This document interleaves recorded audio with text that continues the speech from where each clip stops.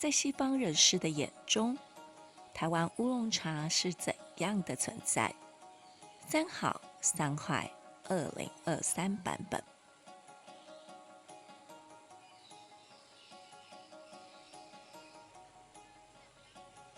再说说西方人士眼中的台湾乌龙茶，先来聊聊台湾人认为西方人士如何看待台湾乌龙茶。所谓的西方人士泛指美洲和欧洲国家，他们与台湾的距离较遥远，所以彼此的代沟深了点。台湾人觉得西方人士对台湾乌龙茶带有4分陌生、3分崇拜、3分新鲜感。因为崇拜和新鲜感就足以向这类族群创造需求，所以在 Amazon 的网页上有上百项商品卖着台湾乌龙茶、Premium 台湾乌龙 Tea、Formosa Tea 等等，而带有4分陌生，因此能卖高价。加上1990年后台湾珍珠奶茶风靡全世界，带动与珍珠奶茶相关的商机，于2018年统计下来，外销额已达到台币962亿，约美金30亿元。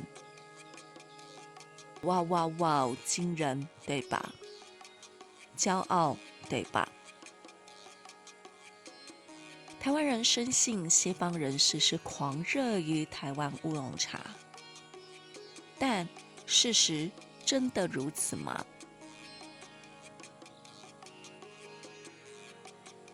我们团队透过以英文语系的部落格查询有关台湾乌龙茶这个关键字，总结下来，西方人眼中的台湾乌龙茶有3好3坏。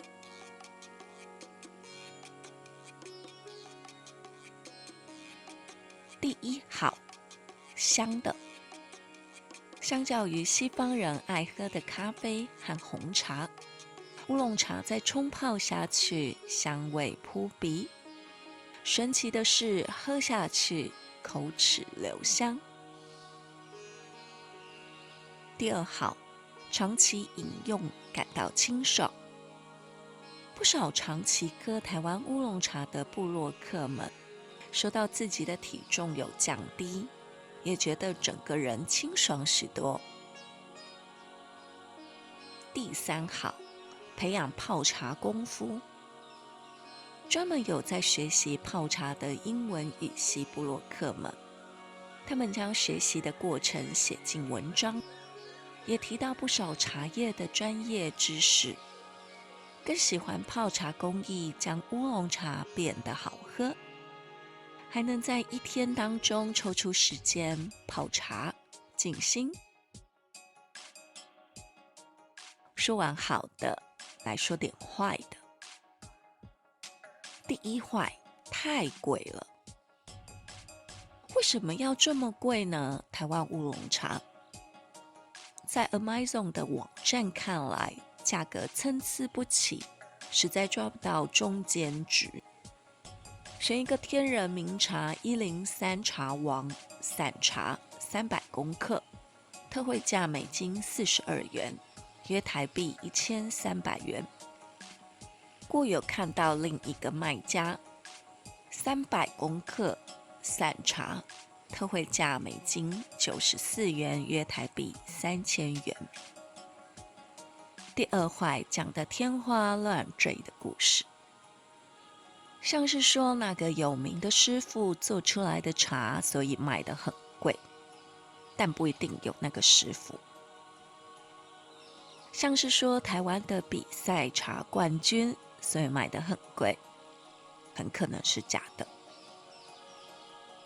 像是说很多地名在叙述该地区种植出来的茶有多好，所以卖得很贵。甚至卖得超贵的大禹岭茶，有部落客指出，大禹岭已经没有在生产茶叶，请大家不要被骗。第3坏，台湾外销茶参了越南茶。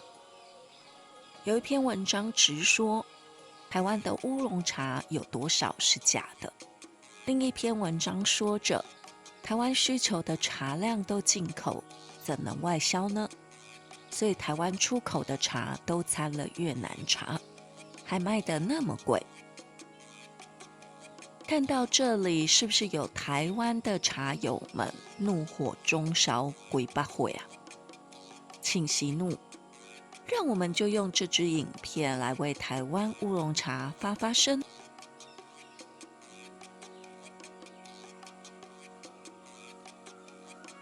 致全世界不太明白台湾乌龙茶的朋友们，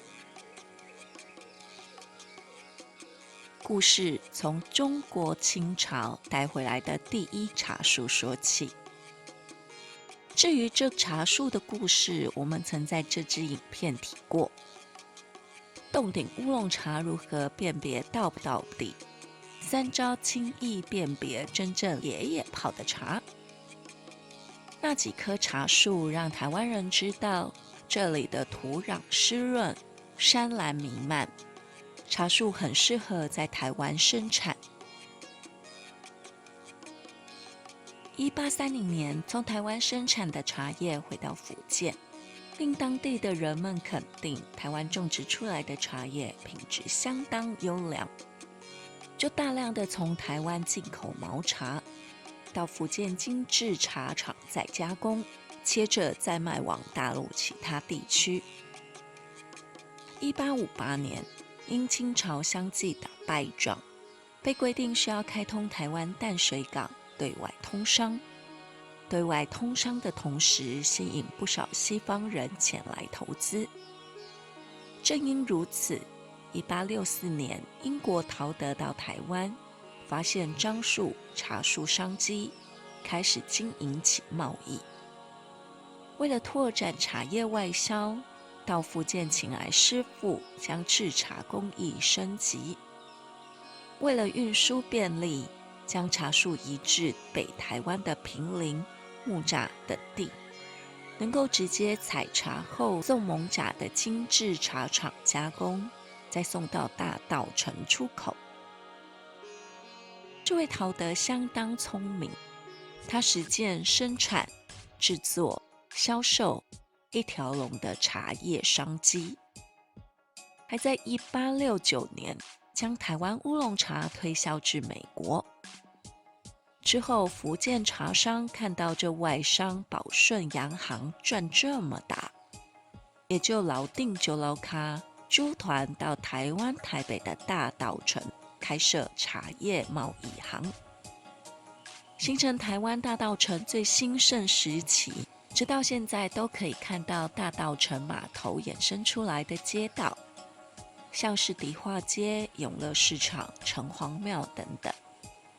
整排的红砖洋楼或是华丽的巴洛克式建筑等，显示这地区洋里洋气。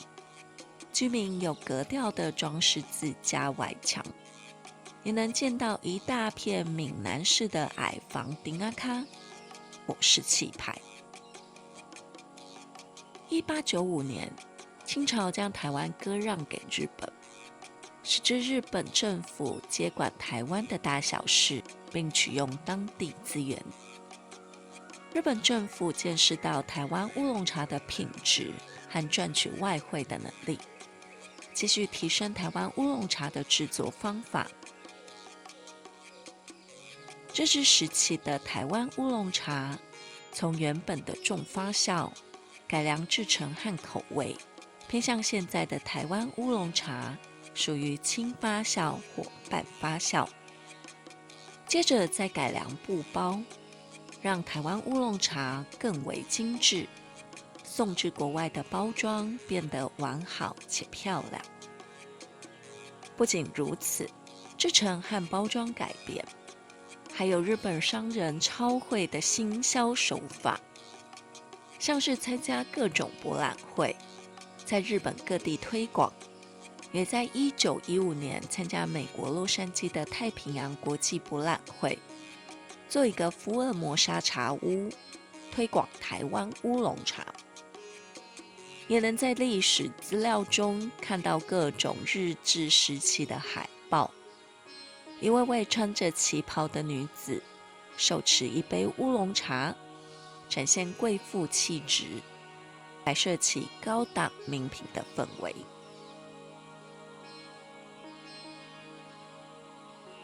就这么，台湾乌龙茶给英国人转完，再给日本人转。由此可知，这是一项无可取代的产品。随之2次大战结束，台湾被终止日本政府管理，再迎来现在政府的管理。期间，茶叶仍然是高档品，大量的外销赚取外汇。1975年，台湾乌龙茶从大多外销，只有有钱人才喝茶，到全国经济快速起飞，国内喝茶的风气渐渐形成，也让茶农们对于台湾乌龙茶的茶种不断的实验，种植出产量越来越多的茶树，品质越来越稳定的茶叶，制作的工艺则不断的向上提高。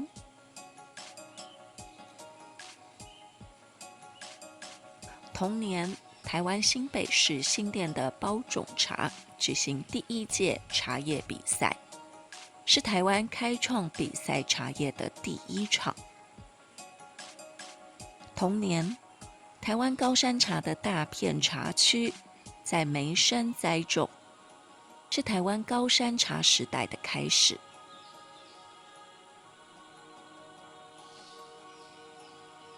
1980年，台湾各地如雨后春笋般开启一家家的茶艺馆，让全台湾疯狂喝茶文化，所以间接触发珍珠奶茶被创造出来的契机。经过茶艺馆的洗礼过后，1990年台湾走向随处手摇饮店景象，甚至全世界的各大城市都有来自台湾的手摇饮店。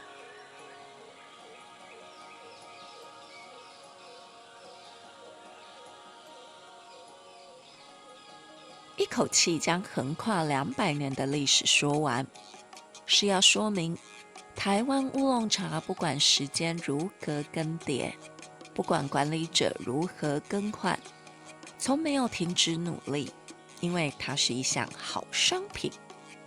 犹如好的宝石般，人们总想把它雕琢得更加亮丽。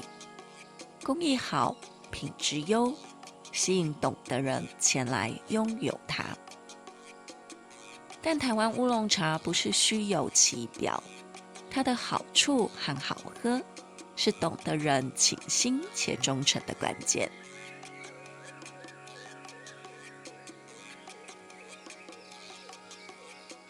让我们再回头回应一下上述的以英文写的部落格文章内容是否正确呢？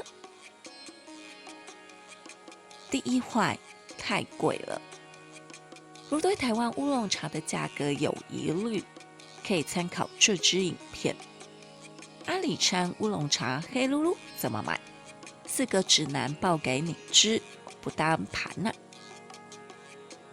见第一点，价格，就能知道在产地台湾乌龙茶的行情。因运送到各地可能加了运费和水晶，费用高了些，在所难免。不想买便宜的乌龙茶，飞一趟台湾旅游是个不错的选择哦。第二坏，我们也不建议买名师制作、冠军茶等等，因为无从辨别。但是说没有大禹岭茶，这点是错误的。仅是某个在大禹岭的茶园被禁止种植，整个大禹岭还是有别的茶园种植茶树。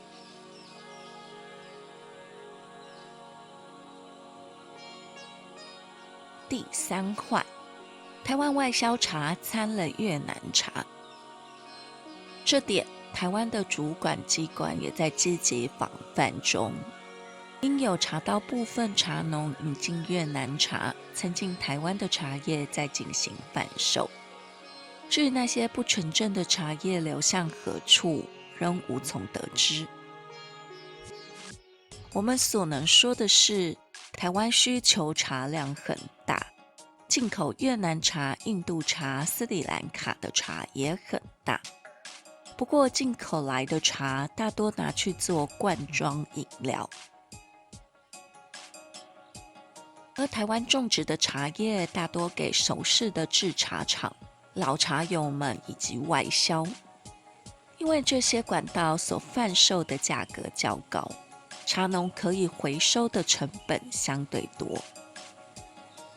如同我们团队是制茶的第2代，自培自烘，就是茶农将茶茎做好初步的处理，变成毛茶，我们再拿毛茶进行精致制作，例如再用火焙出不同的风味，例如再放置焙出老茶。我们拿毛茶的那茶农也是经营到第3代，这是台湾制茶的生态，一代传承一代，体现台湾乌龙茶工艺是全世界各国无法比拟，唯有传承和自我要求，才能执行匠人精神。